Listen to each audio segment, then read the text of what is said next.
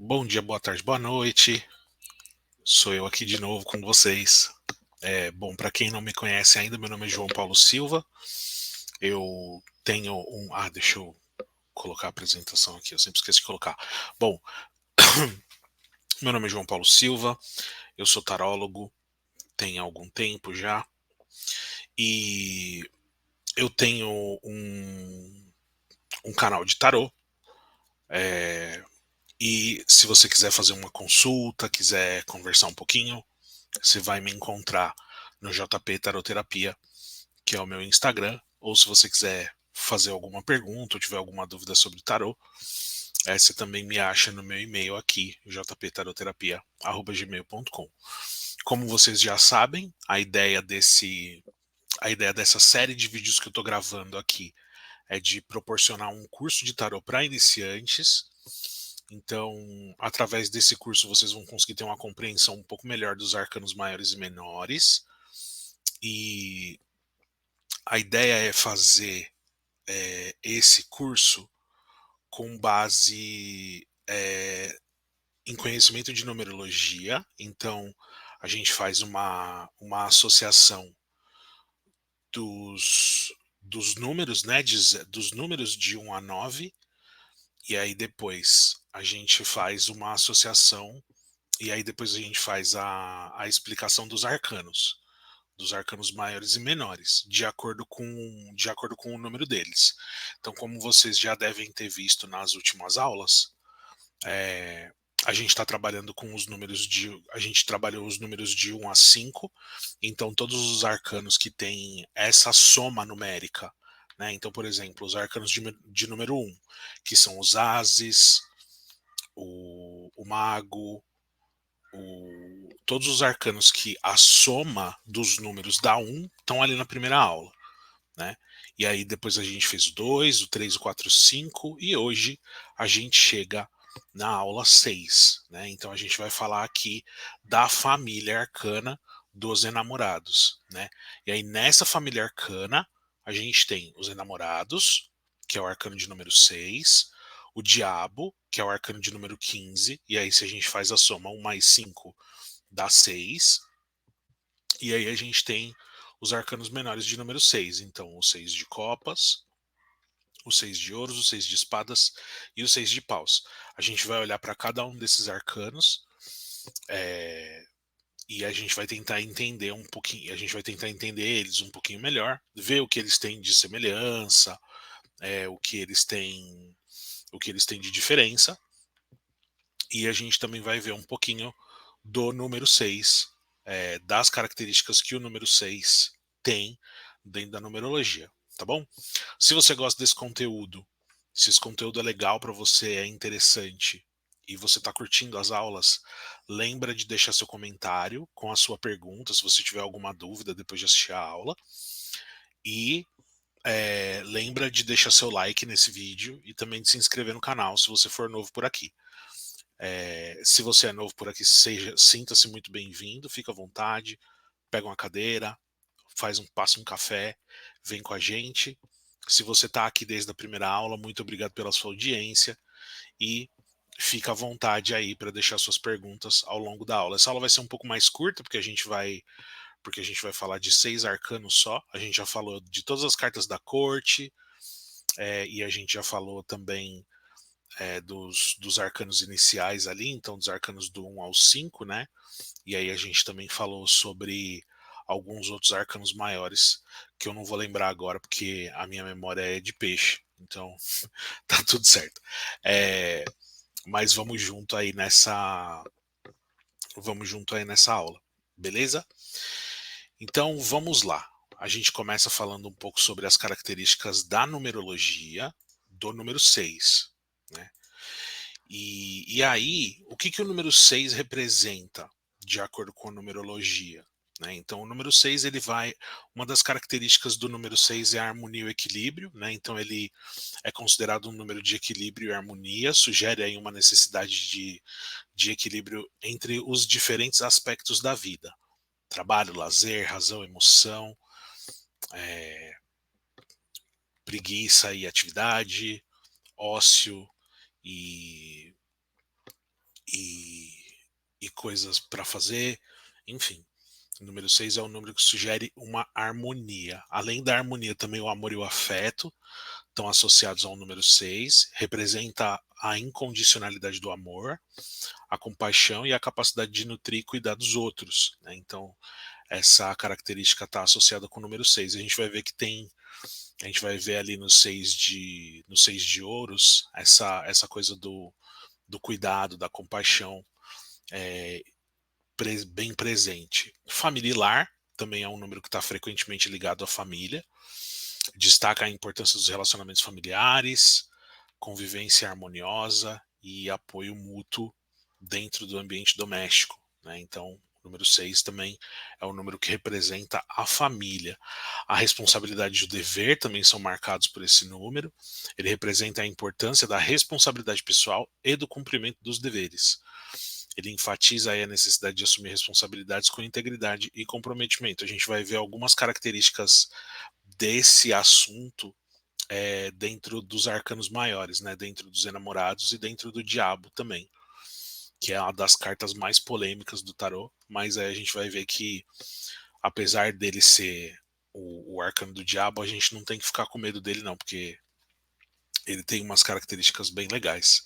Comunidade de serviço, então é um número que está relacionado ao serviço, aos outros e ao senso de comunidade, incentiva aí a colaboração, a solidariedade e o apoio mútuo dentro de grupos e comunidades. E, por último, mas não menos importante, a busca pela paz. Se você anda armado, não te quero mais. Ele inspira essa busca por paz interior e sugere a importância da solução de conflitos de uma maneira pacífica, a fim de promover a harmonia entre todas as áreas da vida. Então, quando a gente olhar para os arcanos da família de número 6, a gente vai ver uma. A gente vai perceber uma busca por um equilíbrio, né? Uma solução dos conflitos. Ali no arcano de número 5, na aula passada, a gente viu que os arcanos menores. Opa, peraí, spoiler. Nos arcanos de número 5, a gente viu um conflito, né? A gente percebeu que os arcanos de número 5, principalmente os arcanos menores, eles vão falar de conflitos, vão falar de dúvidas, de frustração, enfim. Aqui no número 6, a gente tem uma resolução para esses conflitos, tá? Nos arcanos menores de número 6. A gente vai ver a gente vai ver o que acontece depois, né? E uma coisa que me ajuda muito, que me ajudou bastante no começo, principalmente com os arcanos menores, foi olhar para eles como se fosse uma historinha, né? Se a gente olhar para os arcanos menores na sequência, né? Então a gente pega lá. Então vamos supor, a gente pega o naipe de copas e a gente olha para os arcanos menores na sequência do Ás ao 10, a gente vai ver que eles contam uma história, né? Então tem lá a semente do amor que nasce no As, aí depois no 2 a gente vai ver lá a união do casal, né? Então nasce o sentimento, daí o casal se une, daí depois tem daí depois a gente tem a celebração daquele amor, daí depois a gente tem o momento da dúvida e aí depois a gente tem o conflito, né? No arcano de número 5, no 5 de copas. Então, se a gente olhar para todos os arcanos menores, a gente vai ver essa sequência, a gente vai ver uma historinha, né? Nos arcanos maiores, eles também mostram uma sequência. Vocês já devem ter ouvido falar da jornada do herói, né? Então, a gente olha para o louco como sendo o herói, porque ele é o arcano de número 0, e ele transita entre todos os arcanos, né? Então, como ele é número 0, ele não tem posição, ele vai transitar entre todos. Tanto que quando a gente olha para o louco, a gente vê que a gente vê que ele participa da família do imperador, né? Então, ele compartilha algumas características com o imperador ali. E com os outros arcanos que estão ali naquela família, mas ele vai transitar por todos. Então, a gente imagina o louco como o herói que vai aprender alguma coisa com cada arcano, né? E com cada um dos arcanos maiores, ali do número 1 até o 21, né? Que é o arcano do mundo.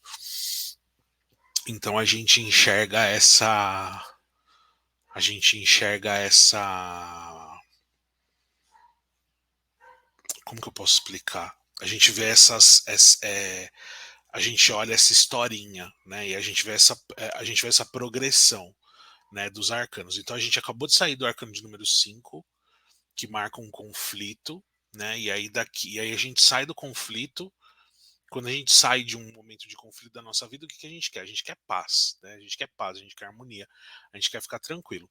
Então, aqui nos arcanos menores de número 6, a gente vai ver essa busca pela harmonia.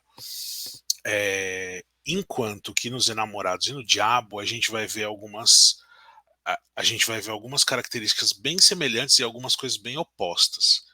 Então, vamos olhar primeiro para o arcano dos enamorados. E aí, quando a gente olha para o arcano dos enamorados, a primeira coisa que vem na cabeça é relacionamento, porque enamorados, né? Não tem como não pensar nisso. Não tem como não olhar para essa carta e pensar, ai, namoro, ai, relacionamento, é, ai, alguma coisa vai acontecer, vai aparecer alguém na minha vida, enfim. E sim, é uma carta que fala sobre relacionamentos, tá? Até porque um dos arquétipos da carta dos enamorados são os amantes, né? Então existe aqui essa questão do relacionamento conjugal atrelada a essa carta, mas na verdade a principal interpretação do arcano dos enamorados é a escolha e a tomada de decisão. Então, normalmente, quando essa carta se manifesta numa leitura, ela sugere a necessidade de uma escolha. Né? Então, ela vai retratar aí uma decisão que precisa ser tomada. Então, e isso vai acontecer em qualquer. Isso vai acontecer em qualquer aspecto da vida, seja emocional, seja familiar, profissional, social, enfim, em qualquer momento vai ter uma escolha atrelada a essa carta. É, E por que, que a gente fala isso sobre escolhas, né? E aí a gente vai ter e aí tem uma história dentro desse arcano, que é uma história que a maioria, quer dizer, que algumas pessoas, principalmente quem é de berço católico, cristão, é, evangélico, judaico, pessoas que são de qualquer religião que segue a Bíblia, né, como principalmente o Antigo Testamento, né, ali o livro do Gênesis, eu acho, ou é o Êxodo, não sei. Não, eu acho que é Gênesis mesmo, que vai contar a história de Adão e Eva, né? Então, o que aconteceu ali com Adão e Eva, né? Deus criou lá um mundo, quer dizer, Deus criou aqui o mundo, né? E aí criou o céu, criou o mar, criou a terra, criou os bichinhos, criou as plantas, criou tudo que tem aqui, né? E aí ele criou o homem. Aí criou o homem, aí o homem deu um monte de trabalho pro homem. Falou, vai lá e dá o nome pros bichos, vai lá e faz isso, vai lá e faz aquilo, não sei o quê. Aí o homem fez tudo que Deus quis, que Deus queria que ele fizesse, aí ele falou, pô Deus, mó bode aqui, né? Ficar sozinho aqui. Pô, queria ter alguém, né, pra nós trocar uma ideia e tal. Pra conversar um negócio, né? E sei lá. Aí Deus virou para Adão e falou: "Tá, então dorme aí que eu vou arrumar um negócio para você". Aí soprou na cara de Adão, aí Adão dormiu. Aí Deus pegou um pedaço das costelas dele e fez lá Eva, né? Aí soprou na cara da Eva, a Eva acordou. Aí beleza. Aí falou: "Ó, Adão, essa daqui é a Eva, tá? Prazer. Ela é sua companheira. Então fica vocês dois aí e tá tudo certo". Aí Adão ficou feliz, aí explicou para Eva como que funcionava os negócios aqui na Terra, ali no paraíso, né? Porque eles moravam ali no paraíso. Para quem não sabe, o paraíso fica em algum lugar ali no Oriente Médio. O paraíso é um lugar na Terra, né? Então é um rolê ali que era onde Adão e Eva moravam e tal. Tipo Campos Elíseos, ali em São Paulo. É, aí eles estavam passeando um belo dia, aí eles encontraram uma árvore. E aí Deus virou e falou: ó, enquanto vocês morarem aqui, nesse nessa quebrada aqui que eu criei para vocês podem ter acesso a todas as partes e vocês podem comer tudo que tem aqui, tudo. A única coisa que vocês não podem fazer é comer daquela árvore ali, comer a fruta daquela árvore ali. Porque se vocês comerem a fruta daquela árvore ali, vocês não vão poder mais morar aqui, beleza? Aquela árvore ali é só pra mim, a fruta daquela árvore ali é só pra mim, porque eu só gosto de comer aquilo lá. Beleza? Beleza. Então a gente não vai comer aquilo lá. E aí eles ficaram, puta, mas por que será que não pode comer aquilo, né, velho? E agora?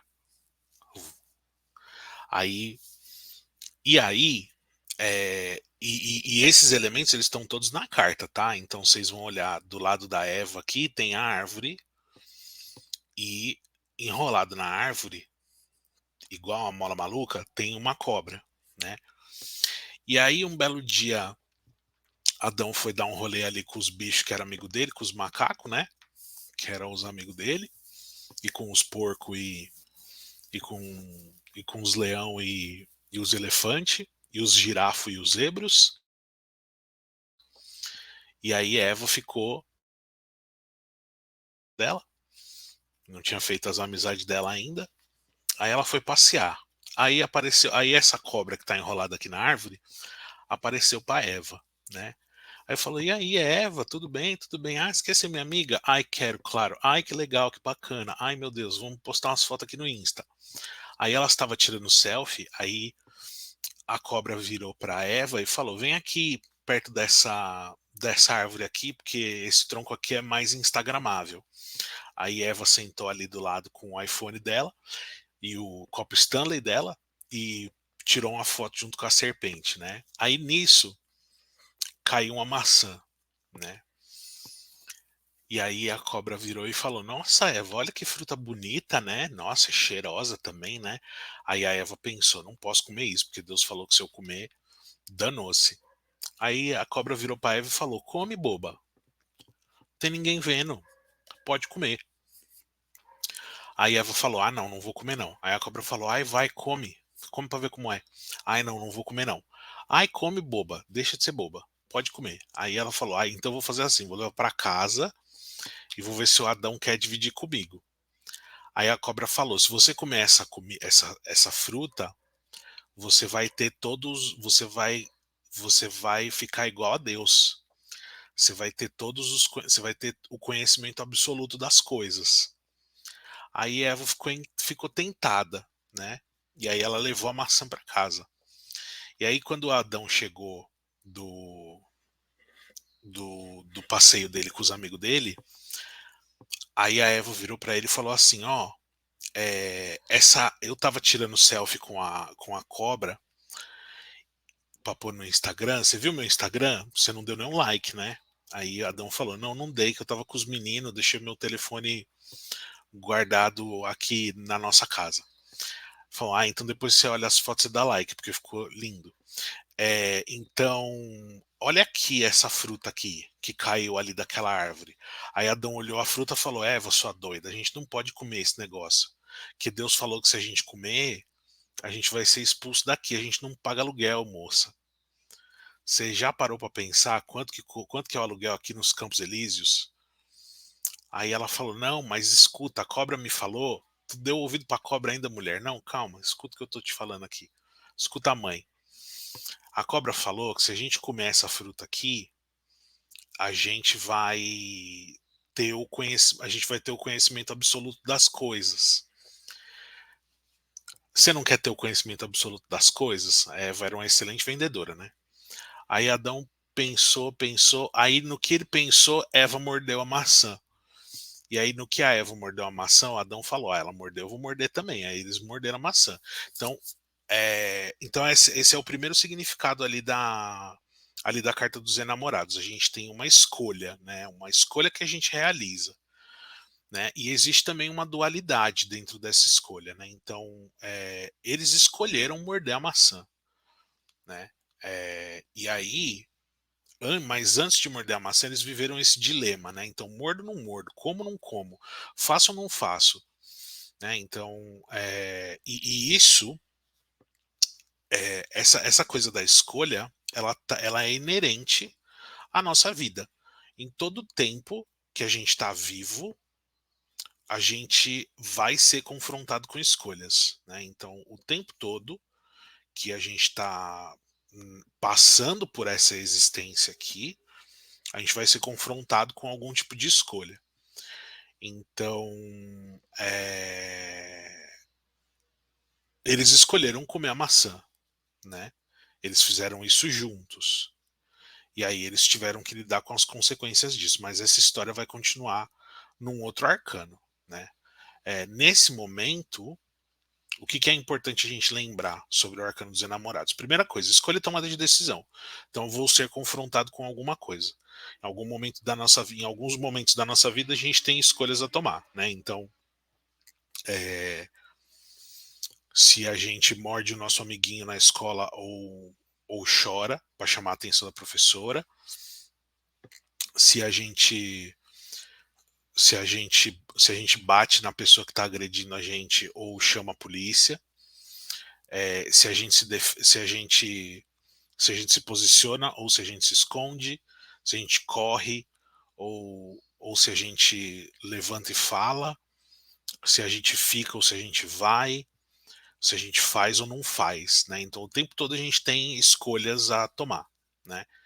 E essas escolhas elas estão diretamente associadas com o nosso livre-arbítrio. A gente é livre para fazer o que a gente quiser, né? E isso está tudo na carta dos enamorados. Você é livre para você fazer o que você quiser, cara. O dilema é seu, o poder de decisão é seu também. Então, vai lá fazer o que você quiser, né? É, além da escolha, a gente também tem a questão da conexão e da união entre as entidades ou forças opostas, né? Então, é, e essa parte do arcano dos enamorados é que vai representar aí a parte do relacionamento amoroso, mas também pode ser a integração das nossas polaridades internas, né? Então, é, isso pode ser interpretado também como a nossa conexão com a gente mesmo, né? Então, e o quanto a gente está alinhado com aquilo que a gente mesmo quer dentro da gente, né? Então, por exemplo, às vezes a gente decide fazer coisas que vão contra aquilo que a gente acredita e tá tudo bem, né?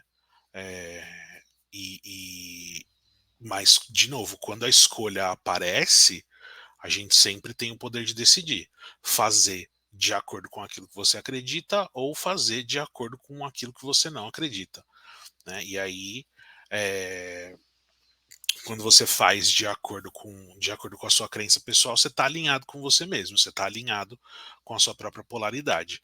Agora, quando você faz o oposto, aí você vai ter uma vida de conflito e de qualquer forma você vai ter que lidar com as consequências da sua escolha. E essa questão também e a consequência também é uma coisa que está presente na carta dos enamorados, né? A figura do anjo sugere que as escolhas têm implicações, às vezes divinas, espirituais, morais, enfim, vai ter algum tipo de consequência. Então, se a gente voltar lá na história do Adão e Eva, eles morderam a maçã. E aí eles morderam a maçã e eles ganharam o conhecimento absoluto das coisas. Quando eles ganharam o conhecimento absoluto das coisas, o que aconteceu? Eles perceberam que eles estavam pelados, e aí que eles estavam nus, né, sem roupa, porque não precisava de roupa no Jardim do Éden, né? Porque o templo lá é controlado, né? Então tem o ar-condicionado de Deus que ele deixa regulado para ninguém sentir nem frio e nem calor, para ficar sempre bom o tempo, para as pessoas não engordarem, não terem celulite e para não ter problemas cardíacos e nem nada. Então, o Jardim do Éden ele era perfeito, né? Ele era ali um ambiente perfeito. E aí, quando Adão e Eva comeram a maçã, eles se ligaram que eles estavam nus num ambiente extremamente controlado. Aí eles pensaram, ixi, mano, que a gente tá pelado? Por que Deus não deu roupa pra gente? Por que não tem um shopping aqui? Por que não tem um cinema? Por que só tem esse monte de bicho, esse monte de inseto, esse monte de planta e não tem aqui um apartamento bacana aqui com churrasqueiro para nós morar? E aí o que eles fizeram? Eles foram na figueira, pegaram a folha da figueira, taparam lá as vergonhas deles e continuaram vivendo a vida deles, né? Porque Deus só passava uma vez por mês para fazer aquele pós-venda, né? Aquela checagem ali para saber se estava tudo certo. Aí quando Deus chegou, ele olhou os dois assim e falou: "Peraí, tem alguma coisa diferente aqui". E eles estavam envergonhados, porque eles sabiam que eles tinham feito alguma coisa errada, né? Eles traziam o semblante da vergonha junto com eles, né? Da vergonha, da do pesar, né? Isso tá na Bíblia, tá? Desse jeito, assim. Até o apartamento lá que eles queriam, tá na Bíblia. E aí Deus virou e falou: "Pera, que tá diferente aqui em vocês?" Aí eles falaram: "Diferente, Deus? Não tem nada diferente aqui não." Então eles abandonaram aquela postura ingênua que eles tinham, né, inocente e tal, e eles começaram a mentir para Deus. Aí Deus falou: "Ah, então vocês comeram do fruto?" Aí Eva falou: "Ah, mas foi a cobra que falou." Aí Adão virou e falou: "Ah, mas foi Eva que fez eu comer." Aí ele falou: "Não, não, não, tá errado isso aqui, vambora, vamos sair daqui." Então, eles tiveram que lidar com as consequências, né? Eles tinham tudo do bom e do melhor ali, mas aí eles fizeram uma escolha, né? Eles foram confrontados ali com a situação, fizeram uma escolha e tiveram que lidar com essas consequências, né? Então, aí veio o anjo do despejo, né? E falou para eles: "Ó, vocês têm aí 24 horas para juntar as coisas de vocês e sair do Jardim do Éden." E aí foi isso que aconteceu, né? Eles tiveram que sair do jardim. Então, lidar com as consequências das escolhas, né? Que é uma coisa que está presente aqui nessa carta. E a gente vê essa questão das consequências também na carta da justiça, a gente vai ver isso também na carta do diabo, enfim. Significa que uma carta substitui a outra? Não, claro que não. Né? Lembra que por mais que as cartas tenham características semelhantes, elas não substituem umas às outras. Né? E aí, depois disso, a gente tem a questão do amor e do relacionamento, que está presente aqui nos enamorados. Então, é,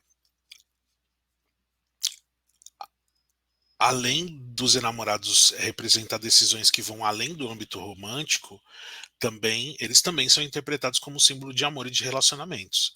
Pode ser que seja um momento de encontro amoroso ou a necessidade de um compromisso em relacionamentos existentes. Então, se você está fazendo uma leitura com alguém e essa pessoa está num relacionamento, aparece a carta dos enamorados, então, primeira coisa, a pessoa pode estar vivendo um dilema, pode estar vivendo uma dualidade ali, um conflito interno. A realização de uma escolha. Essa realização de escolha pode estar relacionada com um amor, né? Com uma escolha amorosa que a pessoa precisa fazer. Então, pode ser que tenha duas pessoas, pode ser que seja um triângulo, ou pode ser que seja só tipo uma linha reta amorosa, né? Então, eu e outra pessoa, quer dizer, então a pessoa A e a pessoa B não necessariamente tem a pessoa C, mas às vezes a pessoa A tem o seu C interno, né? Que ela tá deixando de ouvir por conta do relacionamento com B, né? Ou às vezes o B também tá em conflito com o seu C interno por conta do seu relacionamento com A. Enfim, então existe aqui esse peso, né, dentro desse arcano. E aí, por último, mas não menos importante, a gente tem a questão da integração e unificação, né? Os enamorados também simbolizam a integração de opostos dentro do indivíduo, como a mente e o corpo, o masculino e o feminino, a razão e a emoção, né? E destaca a importância de um equilíbrio entre essas polaridades para alcançar a totalidade e a realização pessoal, né. Então, eh, pode ser que eu esteja falando do profissional, né, quando os enamorados aparecem, pode ser uma questão profissional? Pode, né. Então, tudo que tiver relacionado com escolha de alguma coisa, né, tá relacionado aí ao arcano dos enamorados, como a gente já viu, nos arquétipos ali. Então, o arquétipo da escolha, ele tá presente aqui nos enamorados, né. O arquétipo da escolha, o arquétipo da dualidade, e aí depois a gente tem o amante, a união sagrada, né. Então, essa questão amorosa, né, a questão da escolha por uma pessoa tá ali dentro também. O anjo, que é um arquétipo que está dentro dos enamorados, vai falar sobre a questão espiritual, né, a coisa de ter alguém me ajudando com isso. Então esse anjo que aparece aqui nos enamorados, ele pode simbolizar uma pessoa que está me orientando, uma pessoa que está me aconselhando, ou uma pessoa, um terceiro, né, uma pessoa que está de fora, né, igual aquele amigo que vai com a gente na balada e vai trocar ideia que tá com a moça que tá que a gente se interessa, né? Porque a gente não tem coragem suficiente de falar com essa pessoa. Então tem esse amigo que faz essa vez, né, de olhar para a moça e falar: "Ó, meu amigo tá afim de você", ou "Ah, minha amiga tá afim de você", ou sei lá, enfim. Eh, essa figura também tá aqui dentro do arcano dos enamorados, beleza? E aí, só que assim, o que eu quero que vocês fiquem na cabeça sobre os enamorados. Se tiver que escolher uma palavra-chave para definir essa carta, a palavra-chave é escolha, tá? Porque, de novo, a decisão é sempre nossa. A escolha é sempre do consulente, né? Da pessoa que está se consultando com a gente. Ou da gente mesmo, se a gente estiver tirando cartas para nós, né? A escolha é do consulente. É a pessoa que está se consultando que tem o poder de decisão, né? O poder, a tomada de decisão está na mão dela. Então, essa é a palavra-chave do Arcano dos Enamorados, escolha, tá? Por que eu estou falando isso? Para vocês não se confundirem com esse arcano maior aqui, o Diabo, 7PL, Mochila de Criança, o, os nomes tudo que ele tem aí, né? A Serpente, Escamoso, Cramunhão, enfim, todos os nomes que ele tem aí, tá? Por que eu falei sobre a palavra escolha nos enamorados? Porque nos enamorados você tem o poder de decidir, né? É, em contrapartida, a carta do diabo, ela não vai falar sobre uma escolha, ela vai falar sobre um teste, né? E aí a gente volta na situação do Adão e da Eva. Deus falou para eles assim: vocês têm direito de consumir de tudo aqui dentro do paraíso. A única coisa que vocês não podem é consumir daquela árvore ali, que é a árvore do conhecimento de todas as coisas, né? A maçã, né? O fruto do pecado. Na verdade, não é pecado, é o conhecimento absoluto de todas as coisas, o conhecimento do bem e do mal. É, então, a partir do momento que você sabe que tem uma coisa que você não pode fazer, você tem ali uma proibição, né? Beleza. Se tem uma coisa que é proibida e você resolve fazer aquilo, mesmo sabendo que é proibido, você você fez uma escolha, né? Mas para fazer essa escolha, você primeiro foi testado, né? Então, quem que testa Adão e Eva? A serpente, o diabo, né? Então ele sabe o que tem ali. E aí ele vira para Eva e fala: olha bem, come que emagrece, né?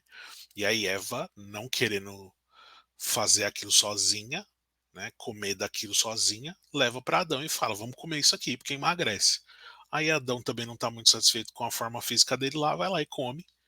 E aí depois, beleza, eles se viram ali com o que eles fizeram, tá? Então, o diabo e isso é um conceito que eu aprendi recentemente com um colega, o Pedro. Pedro, se você estiver assistindo aqui, um abraço para você, meu querido. É, o diabo representa esse teste, né? A tentação é um teste, né? E o diabo vai falar das questões materiais, né? Ele vai sempre trazer para a gente as questões materiais. Por que, que ele vai trazer para a gente as questões materiais? E por que, que as questões materiais são importantes? É, quando a gente fala sobre espiritualidade, a gente sabe que nós todos somos seres de luz. Quem acredita nisso, fique à vontade, tá? Quem não acredita também não tem problema nenhum, mas pensa dessa forma. De acordo com a espiritualidade, nós todos somos seres de luz, certo? Certo, somos seres de luz. O que, que a gente está fazendo aqui? A gente está tentando elevar a nossa espiritualidade, a gente está tentando fazer a nossa luz brilhar mais forte. Para fazer a nossa luz brilhar mais forte, o que, que a gente precisa? A gente precisa desenvolver as nossas questões não carnais. Né? Então, o amor ao próximo, a caridade, é, a servidão, né? Quer dizer, a servidão não, a servitude, eu não lembro qual é a palavra, não lembro se é servidão ou servitude, mas o servir, né? Então, o amor ao próximo, a caridade, o servir, né? Essas todas são questões espirituais, questões que a gente, enquanto ser humano, precisa desenvolver.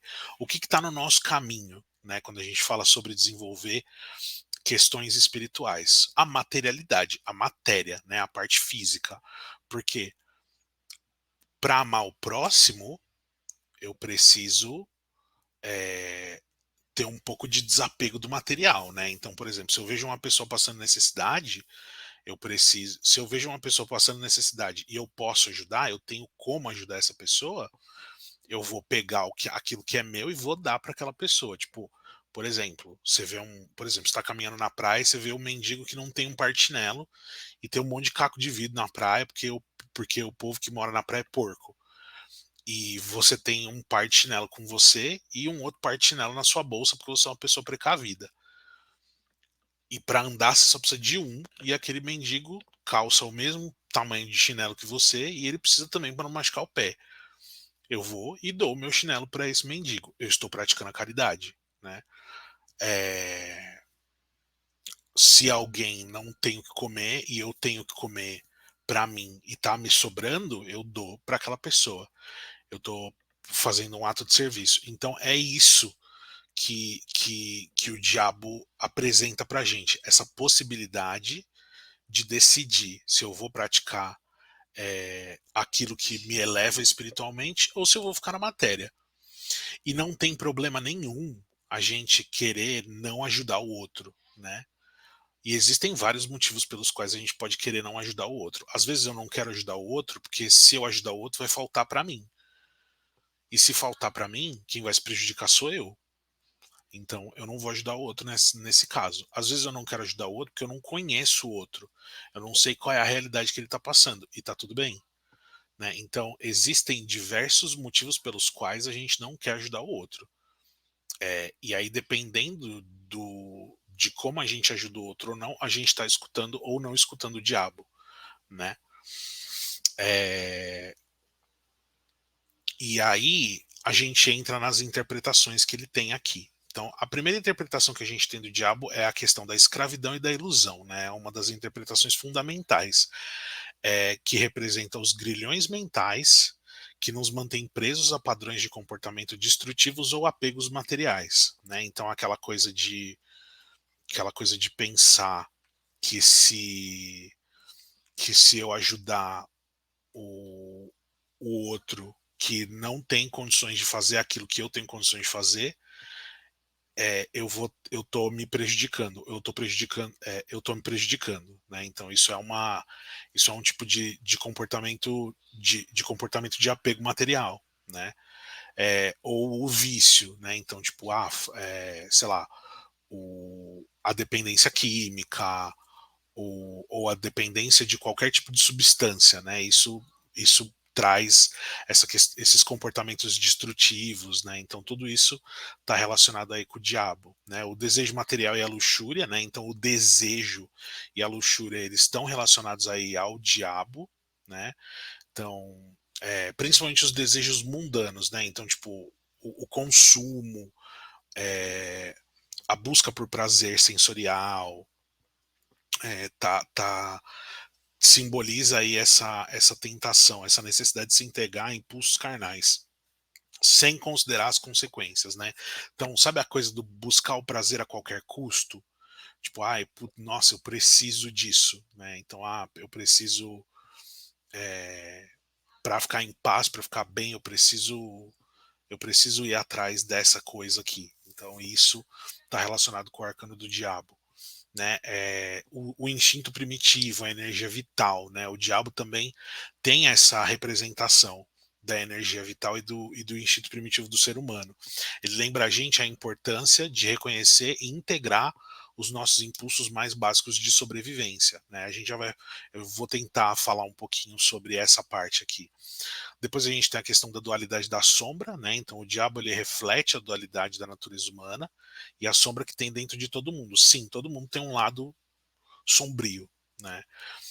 E ele nos confronta com os nossos medos, com as nossas inseguranças e aspectos não resolvidos que preferimos manter escondidos. E por último, mas não menos importante, limitação e aprisionamento, né? Então, quando a gente olha para essa, e de novo, quando a gente olha para essa carta, a gente tem que lembrar que toda carta do tarô, todo arcano do tarô, maior ou menor, ele tem luz e sombra, né? Qual é o lado luz do diabo? Primeira coisa, a gente tem que lembrar que por mais que nós sejamos criaturas espirituais buscando a elevação, nós estamos presos na carne, né? E a carne tem necessidades também. Então assim, não tem problema eu buscar prazer, né? Não tem problema eu querer sentir prazer. Não tem problema eu querer fugir da realidade de vez em quando. Veja bem, de vez em quando. Não tem problema. A gente é ser humano. E a gente precisa sentir essas coisas. Poxa, é muito injusto você viver uma vida na carne e você não poder sentir os prazeres que a carne te proporciona. Então você não poder, você viver uma vida terrena e você não poder viajar, você não poder ter uma vida terrena confortável, poder fazer as coisas que você deseja fazer, que você quer fazer, se relacionar com pessoas, conhecer lugares, enfim, tudo isso são prazeres mundanos e tá tudo bem a gente querer esses prazeres, a gente ir atrás desses prazeres. Isso não é pecado. Pode até ser, mas não é ruim, não é uma coisa ruim. O ruim é você fazer isso de uma maneira, é você buscar isso de uma maneira vazia e sem propósito, ou só pelo prazer. O prazer pelo prazer é uma coisa negativa, é sombrio, né? Então,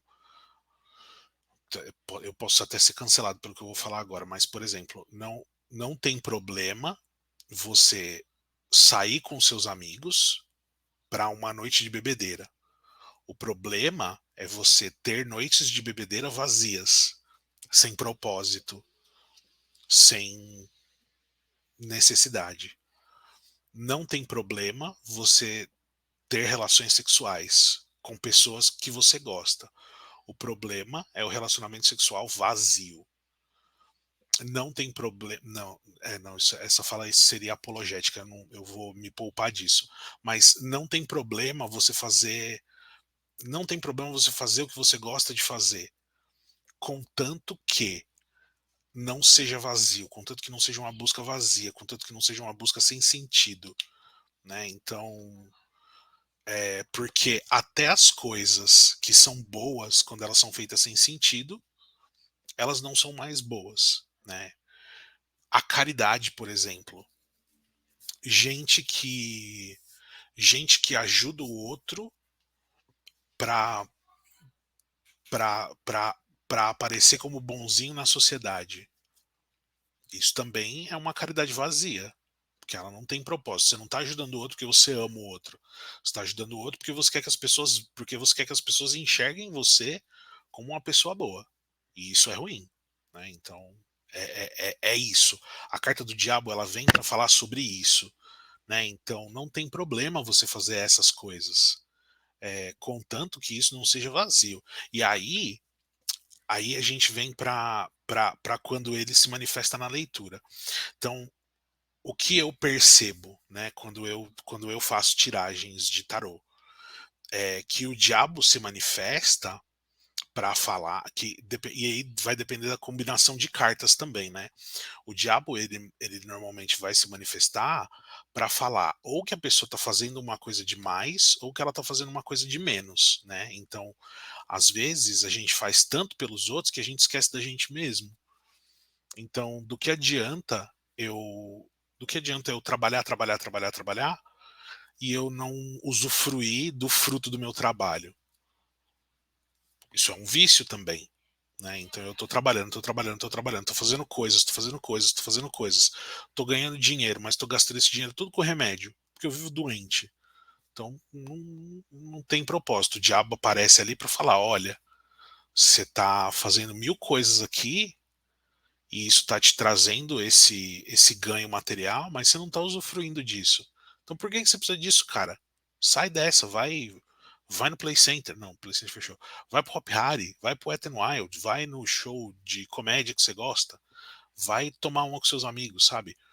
Ou então o diabo vai aparecer para falar: ó, você tá fazendo isso daqui demais, tá vendo? Ó, você tá fugindo demais da realidade. Você está se sabotando. Então, vai continuar assim? Porque se você quiser continuar assim, ótimo. Você vai findar sua vida aqui nisso, né? Agora, não vai continuar assim, beleza. Como que a gente vai fazer? Como que a gente vai retomar esse equilíbrio, né? É, porque, de novo, quando a gente só faz aquilo que a gente quer fazer ou aquilo que a gente gosta de fazer, a gente se tornou escravo do prazer. E não tem nada aí dentro, né? Tipo, dentro do prazer não tem nada, só tem prazer. E tem uma hora que ele perde propósito também, né? Então, são essas coisas que o diabo vem trazer pra gente, né? Então, quando ele fala da sombra, ele fala da nossa sombra interior. Porque dentro de todo mundo mora um. Porque dentro de todo mundo mora um pervertido. Só que é você que alimenta o seu pervertido. Então, para você, o que é mais importante? Se render ao prazer para sempre ou usar do prazer quando ele é gostoso de verdade? Né? É uma carta que vai falar muito sobre compulsão, sobre sabotagem. Então, é, as pessoas que são compulsivas estão vibrando nesse arcano, né? Porque elas estão é, enterrando alguma coisa embaixo desse prazer, dessa compulsão, né? Ou estão sabotando alguma coisa com esse comportamento, né? Então tem toda essa questão aqui. E aí é, e aí por isso que tem esses dois arquétipos aqui, o despertador da consciência e o transformador, porque na hora que você para e pensa, nossa, eu tô comendo demais, ou nossa, eu tô bebendo demais, ou nossa, eu estou trabalhando demais, eu não estou eu não estou convivendo com os meus familiares, eu não estou fazendo o que eu devia fazer.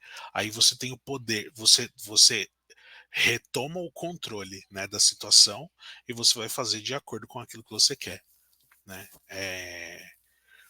Então existe esse poder transformador dentro da carta do diabo aqui. Não é ele, não é o diabo que aprisiona a gente em lugar nenhum. É a gente que se acorrenta a ele, é a gente que se torna escravo daquilo que ele tem para oferecer. Se vocês não tem uma série, e de novo eu posso estar cantando a missa pro vigário aqui, mas tem a série Lúcifer. E o Lúcifer da série, ele é essa manifestação aqui, é a manifestação desse diabo que te faz sentir essa necessidade e que te proporciona essa oportunidade, né? Agora, quem vai seguir esse caminho é você, né? Então, eu lembro que eu não assisti a série inteira, mas eu assisti a primeira temporada e no primeiro episódio, em todo lugar que ele passa, quando ele olha para as pessoas, ele desperta nas pessoas os seus desejos mais íntimos, né? Então, e aí as pessoas começam a falar coisas do tipo, ah, mas eu gosto disso. Tem um episódio, eu lembro que ele tá dirigindo um carro e aí o policial para ele. E aí, na hora que o policial para ele, que ele tira o óculos e olha pro policial, o policial olha pra ele e fala: "Ai, mas eu decidi ser policial porque eu gosto de porque eu gosto de exercer controle pelas pessoas ou porque eu gosto de ser controlado", uma coisa assim. Aí ele vira pro policial e fala: "Ah, então por que que você não faz isso? Por que que você não vai fazer isso? Eu não tô fazendo nada, eu tô só dirigindo o meu carro indo pro trabalho. Por que que você não vai fazer isso?" Aí o cara fala: "Puta, é verdade, né? Eu vou fazer isso que eu gosto de fazer. Eu trabalho tanto aqui, tipo, meu trabalho me suga tanto, eu vou fazer aquilo que eu quero fazer." E aí o cara vai e o diabo segue a vida dele, né? Então, ele coloca a gente à prova, ele testa a gente, né? Como o Pedro mesmo falou para mim. Quando o diabo aparece, ele vem para nos testar, né? Então ele vem para mostrar pra gente como tá a nossa vida naquele momento e o que a gente vai fazer com aquilo. E aí é onde mora o perigo, ou é aí onde começa o ponto de transformação, né? Porque a partir do momento que eu percebo que eu estou trabalhando demais e que eu não tô usufruindo daquilo que eu estou construindo, eu tenho o poder de fazer diferente do que está acontecendo na minha vida, né? Então eu tenho o poder de meter o pé no freio e aproveitar melhor o meu tempo livre com a minha família, com os meus amigos ou com a minha noiva, ou eu vou pegar o que eu estou fazendo e vou fazer alguma coisa e vou fazer alguma coisa egoísta e destrutiva, né? Que algumas pessoas optam por fazer também e tá tudo bem, né? Mas o diabo ele vem para mostrar, ó, a sua vida tá assim. Você está se sentindo desse jeito porque você está fazendo isso. O que, que vai acontecer agora? O que, que você vai fazer agora? E aí você decide o que você vai fazer, de acordo com a sua vida, com a sua percepção da realidade, né? Então, às vezes você pode se render à sombra ou não se render à sombra. Vai de você. A decisão é sua. Tá fazendo sentido? De novo, lembrem que vocês podem deixar perguntas aqui no vídeo. E aí a gente vai responder essas perguntas é, no plantão de dúvidas na semana que vem, tá bom? Então eu acho que era isso que eu tinha para dizer sobre o diabo e os enamorados. E aí, quais são as características que eles têm em comum? De novo, são só características em comum. Não significa que as cartas são iguais, tá? Mas são características em comum. Ambos os arcanos refletem a dualidade da experiência humana, né? Então, os enamorados representam a escolha entre opções conflitantes, enquanto o diabo simboliza lá a dualidade entre a luz e a sombra, o bem e o mal, a liberdade e o aprisionamento, enfim. Tentação e desejo, né? Então, tanto os enamorados quanto o diabo abordam esse tema da tentação e do desejo. Os enamorados representam a tentação de seguir os desejos do coração, enquanto o diabo personifica a tentação de se render aos prazeres mundanos e as indulgências carnais. Então, os enamorados vai falar sobre a tentação de seguir aquilo que tem dentro de mim, aquilo que eu quero, aquilo que eu acredito, aquilo que aquilo que é o meu propósito. E o diabo vai falar sobre a tentação de se render às indulgências carnais, aos prazeres mundanos, né? Então, tipo, nossa, eu tô trabalhando tanto, né? Ah, eu mereço comer aqui uma caixa de bombom inteira sozinho, porque a minha semana foi difícil, então eu vou comer uma caixa de bombom inteira sozinho, vou tomar uma garrafa de vodka e vou me entupir aqui de uma substância ilícita, né? Enfim, e aí a gente faz ou não, né? Tudo isso vai trazer isso daqui. Escolha e livre-arbítrio. As duas cartas destacam a importância da escolha e do livre-arbítrio. Os enamorados representam um momento de decisão crucial, onde o indivíduo é confrontado com escolhas significativas, enquanto o diabo pode representar a escolha de se render a tentações ou resistir a elas. Então, o teste, né, é, é o que está presente aqui. Consequências das escolhas, né? Então ambas as cartas vão trazer consequências, em todos os momentos a gente vai ter que lidar com essas consequências. Os enamorados sugere que as escolhas afetam o nosso destino e relacionamentos, enquanto o diabo nos lembra das consequências espirituais e emocionais de nos deixar levar por impulsos destrutivos.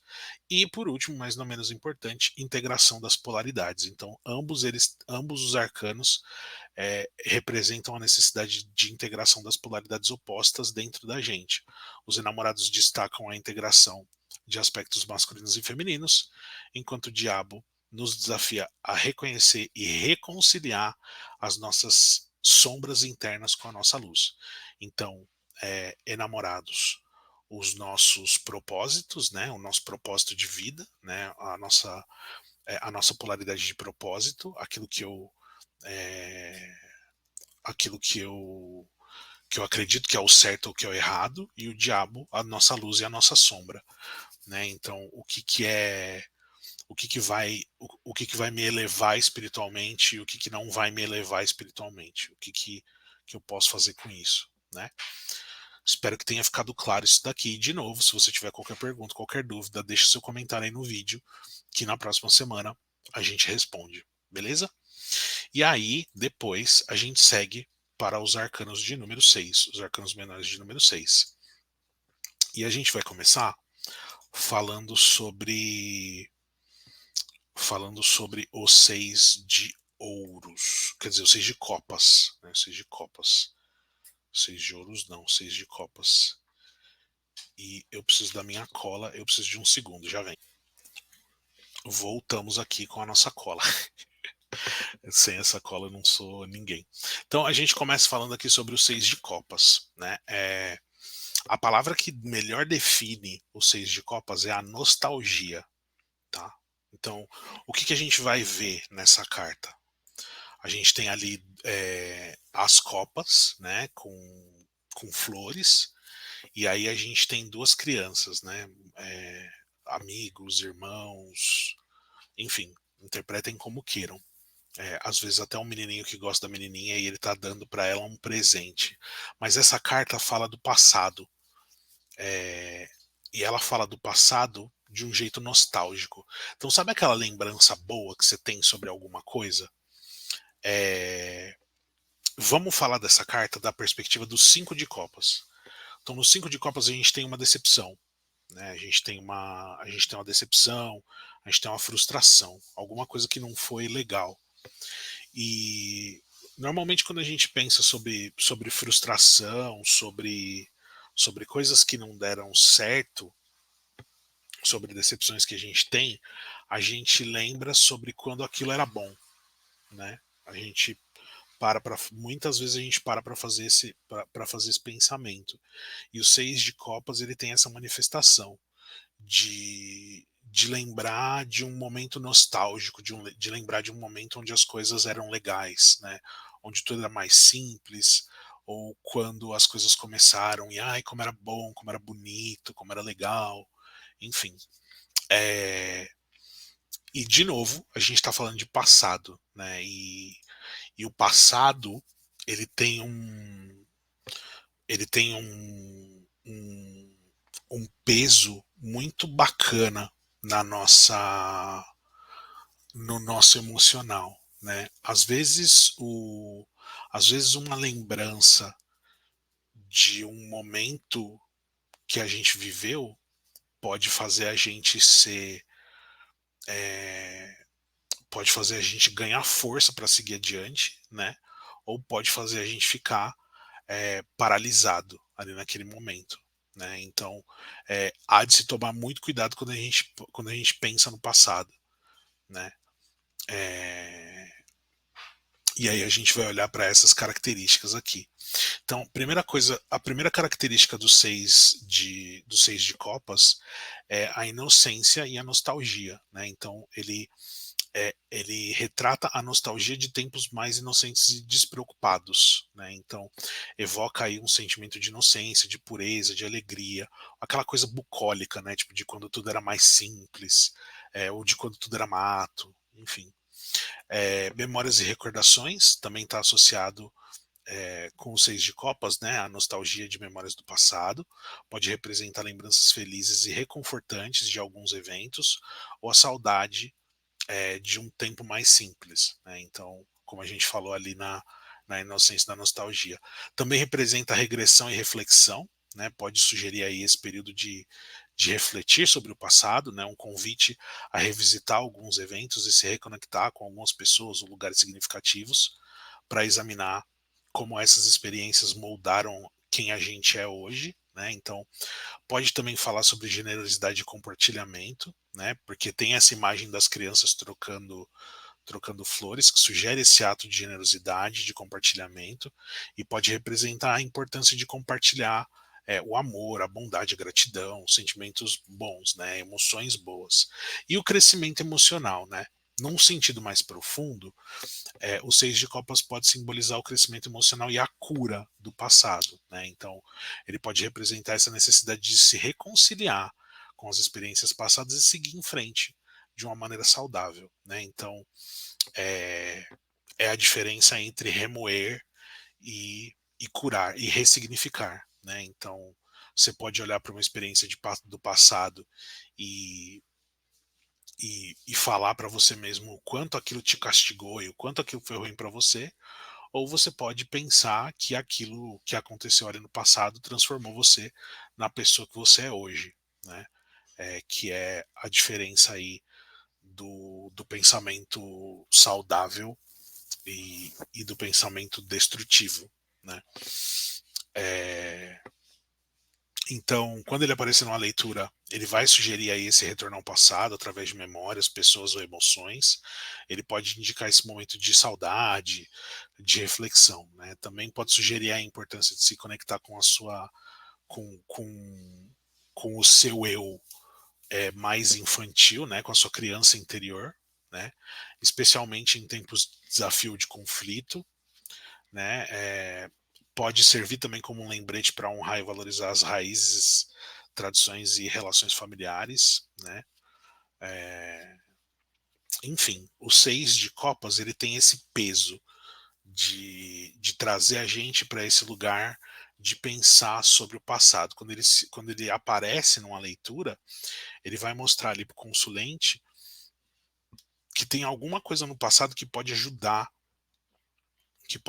ele a sair desse conflito. E lembra que eu estou falando sobre tarot terapêutico, tá? Então, essa é uma frente terapêutica do tarô, né, que está presente no seis de copas, que é de mostrar, que é de fazer a pessoa refletir sobre um momento do passado que é importante para essa situação atual, né? Então, por exemplo, como que você criança lidaria com essa situação? Ou você viveu uma situação semelhante a essa em algum outro momento da sua vida no passado? Como foi? Como você lidou com isso? Enfim, tudo isso está relacionado aqui, tá? É, e de novo, se você tiver alguma pergunta ou alguma dúvida, fica à vontade para trazer as suas perguntas aqui sobre o seis de copas, tá bom? Então, nostalgia é a palavra-chave do seis de copas. Algumas pessoas associam essa carta também com prazer sexual, tá? Eu não sei explicar direito para você por que que tem essa associação com prazer sexual, tá? Mas pode estar relacionado com, com, com o quanto a experiência sexual é, pode energizar a gente para lidar com certas questões, né? É, porque a presença ou a falta da libido ela mexe bastante com o ser humano, né? Então é é um paralelo interessante de fazer. Eu não vou saber explicar direito, mas eu posso me aprofundar nisso depois e falar sobre essa questão aqui num outro vídeo, tá bom? É... E aí depois a gente segue para os 6 de ouros, né? E aí, o 6 de ouros, ele tem alguns... é, é, ele tem uma simbologia muito relacionada com generosidade, reciprocidade, equilíbrio e caridade, né? Porque a gente está vendo ali na carta o rapaz com uma balança na mão e dando algumas moedas para as pessoas que estão ajoelhadas aos pés dele, né? Então o que, que você entende? Que tá sobrando para esse rapaz e que ele pode ajudar as pessoas que estão numa situação pior que a dele, né? Mas aí tem uma coisa muito legal. É, a pessoa, o consulente, ele não necessariamente é a pessoa que está praticando a caridade. Às vezes ele pode ser a pessoa que está recebendo a caridade também, né? Então existe aqui essa questão, né? De da gente lembrar qual é o nosso lugar dentro da caridade, né? Lembra dos cinco de ouros, né? Lembra da história do Jean Valjean fugindo da igreja com a prataria e o ouro da igreja para transformar a vida dele numa outra coisa, né? Às vezes o Jean Valjean podia ser um viciado em crack que fumou e cheirou tudo aquilo que ele catou da igreja do padre Júlio Lancelotti. E aí a vida dele não deu certo, ele teve que continuar é, se alimentando daquilo que as pessoas dão para ele, né? Das sobras, né? Daquilo que sobra para o outro e que é bom para mim, então eu vou me alimentar daquilo, né? Ou às vezes o Jean Valjean deu certo na vida, igual aconteceu no livro mesmo, dos Miseráveis, e aí agora ele está podendo ajudar, ele pode ajudar as outras pessoas com aquilo que sobra para ele, né? E aí ele pega essa sobra e compartilha ali com os mais necessitados. Então a gente tem esses dois pontos de vista dentro da carta. Então, primeiro, generosidade e caridade, né? Que é uma interpretação fundamental aí do 6 de ouros. Sugere aí a disposição do doador em compartilhar seus recursos com aqueles que estão em necessidade, demonstrando compaixão e empatia, né? Ou então equilíbrio e reciprocidade, né? Também está associado com o equilíbrio e a reciprocidade nas trocas. Então sugere que a generosidade do doador é reconhecida e retribuída de alguma forma, criando um ciclo de dar e receber. Né? Então existe aqui essa questão, né? E essa parte é mais espiritual do que material. Né? Então, tipo, se eu faço pelo outro, não vai faltar para mim, porque o universo tem essa coisa de ajudar sempre a pessoa que ajuda, né? O ato de dar e receber também está ali na carta, como a gente vê, né? Então sugere que o doador, que tanto o doador quanto o receptor tem papéis importantes a desempenhar nesse processo, né? Abundância e prosperidade, né? Afinal de contas, como eu costumo falar, livro na estante não tem valor nenhum. Então, se eu tenho algo que me sobra, eu preciso fazer isso girar, né? Eu preciso compartilhar isso que me sobra para que eu seja sempre uma pessoa abundante, né? Então, a abundância ela vem de acordo com a generosidade. Quanto mais generoso você é, mais abundante você é, né? Mais próspero você é também, né? É, também, quando essa carta aparece numa leitura, também pode indicar um período de abundância e prosperidade, né? Onde tem recurso suficiente para compartilhar com os outros. Então, por exemplo, na minha vida, esse canal é é um experimento de abundância e prosperidade. Então, o conhecimento que eu ganho com o tarô, eu compartilho e esse conhecimento só cresce, né? Porque quanto mais eu compartilho conhecimento, mais conhecimento eu ganho. E aí isso se torna um ciclo de abundância e prosperidade dentro da minha vida. Então, obrigado a vocês que assistem esse canal, porque sem vocês eu não conseguiria continuar estudando, né? E também a questão do julgamento e do discernimento, né? Embora o 6 de ouros ele mostre aí um, um momento de generosidade, ele também desafia a gente a exercer o discernimento e o julgamento de decidir como e para quem compartilhar os nossos recursos, né? Ele lembra da importância de ajudar de maneira eficaz e responsável.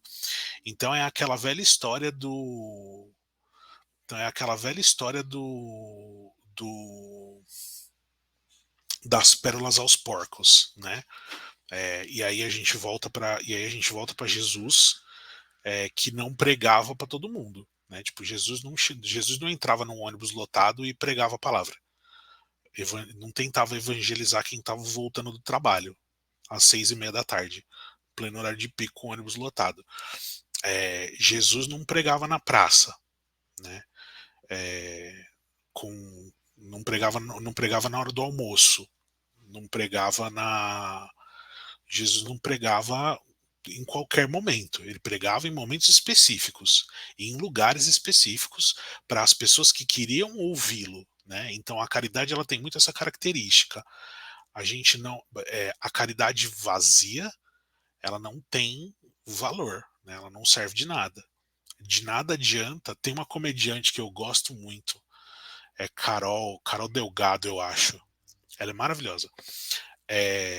E ela eu vi um recorte de um show dela no Instagram esses dias, e ela fala que ela estava fazendo uma ação social, distribuindo sopa para os mendigos.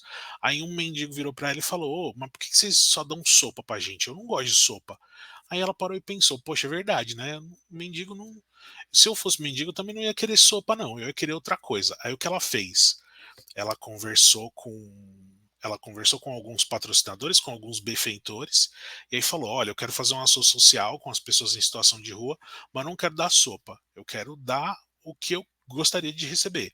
E aí ela proporcionou para as pessoas que estavam em situação de rua alguma coisa que seria boa para ela, né? Então, e eu não sei direito o que era, se era marmita, se era cachorro quente, se era Coca-Cola, enfim, o que quer que ela tenha feito, ela fez de acordo com aquilo que ela sentia que era certo para ela. E a caridade é isso, é você fazer aquilo que você gostaria que fizessem por você, né? Ou aquilo que você acha que seria certo ou justo fazerem por você, né? Então, e isso é uma atitude de 6 de ouros, né? Então, ter esse discernimento de que é, a sopa, de que tipo, eu vou dar sopa pro mendigo porque é o que tem para hoje. Não, isso não é caridade.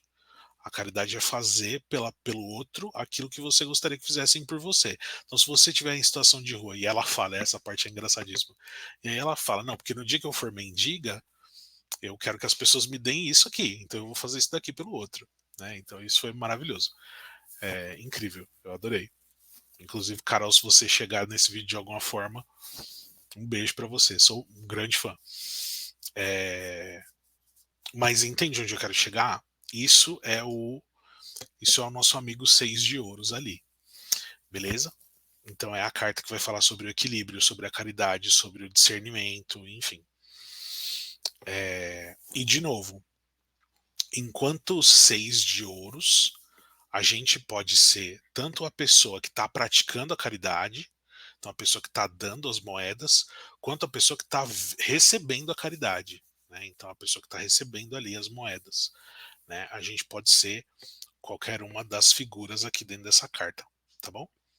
E aí depois a gente chega no 6 de espadas, que é aquela carta que todo mundo teme, né? O naipe de espadas, o naipe mais temido do tarô, né? Então, mas a palavra-chave, então, só voltando, 6 de copas, nostalgia, é a palavra-chave.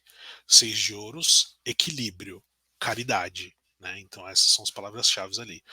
E o 6 de espadas, travessia, né? O significado fundamental do 6 de espadas é a viagem, a transição. Ele representa uma viagem física ou emocional e a transição para um novo estágio de vida, né? Então é a carta que sugere ali uma jornada, um movimento, uma mudança ou um progresso em direção a um destino desconhecido, né? Também é uma carta que representa paz e tranquilidade. Essa carta é muito legal, por quê? Porque ela tem um elemento que a gente não vê muito que a gente não vê muito no naipe de espadas, que é a água, né? Então o rapaz ele tá numa jangada, né?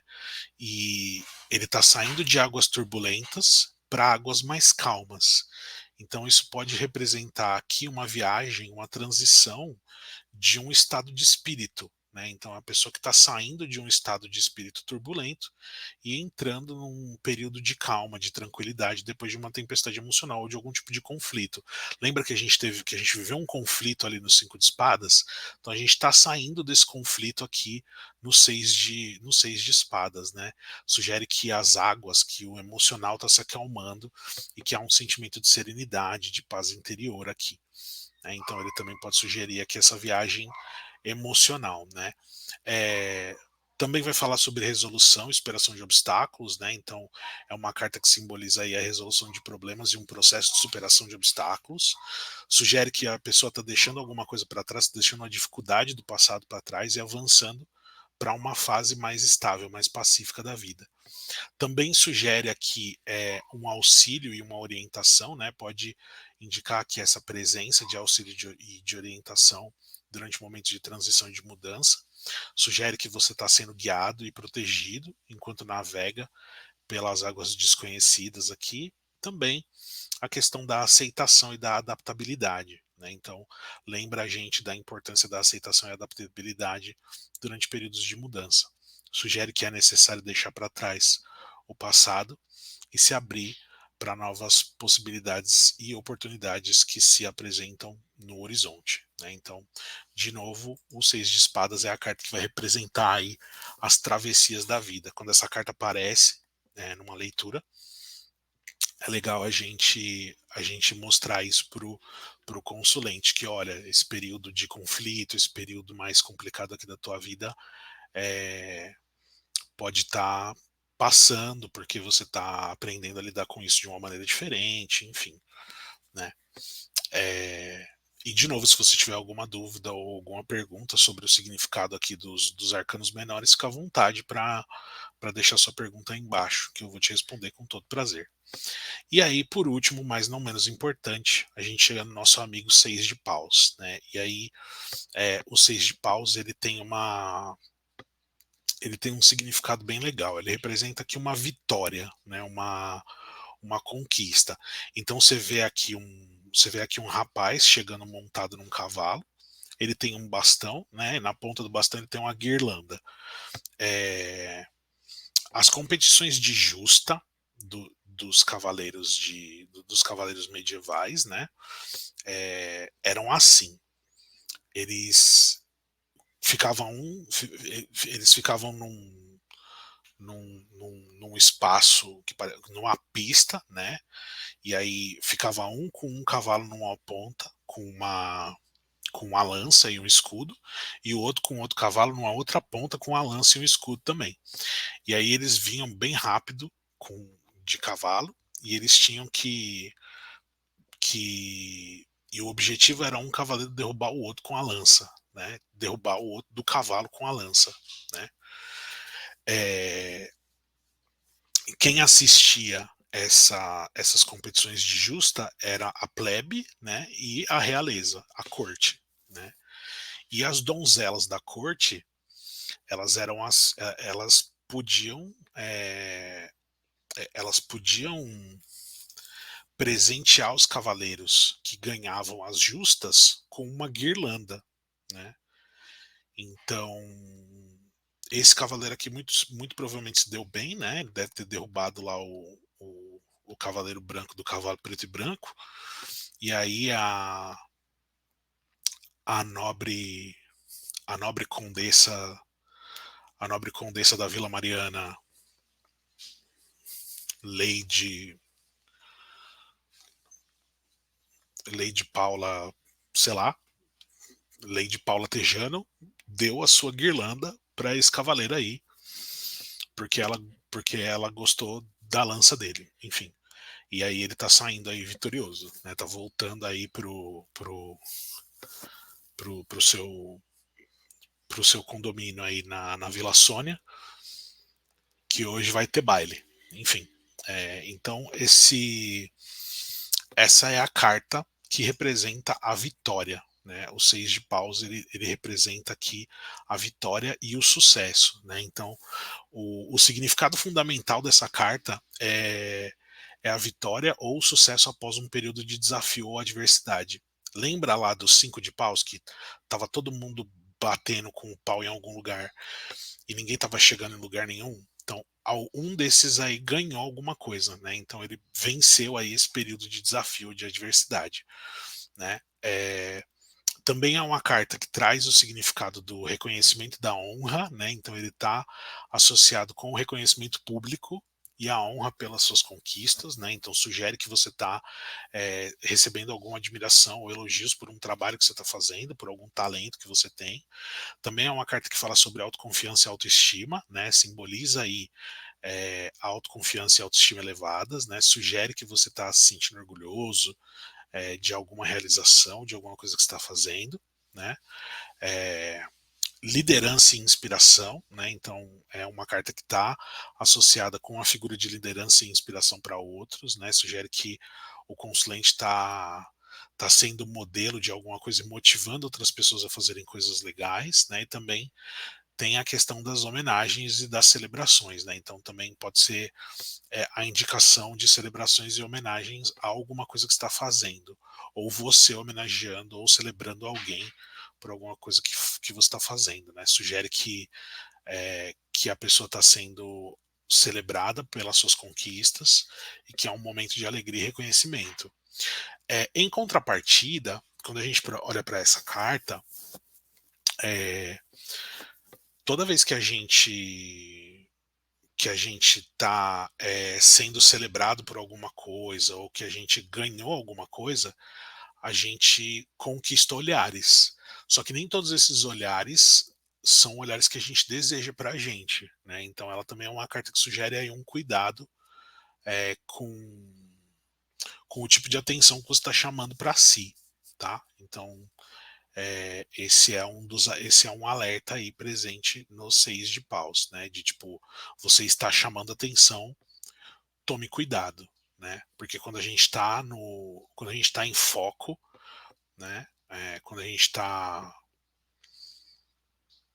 a gente é o centro das atenções, tudo que a gente faz, é, tudo que a gente faz chama atenção, inclusive as coisas erradas, né? Então é uma carta que demanda aí um certo tipo de atenção também. Esse é o lado sombra aí do 6 de paus, beleza?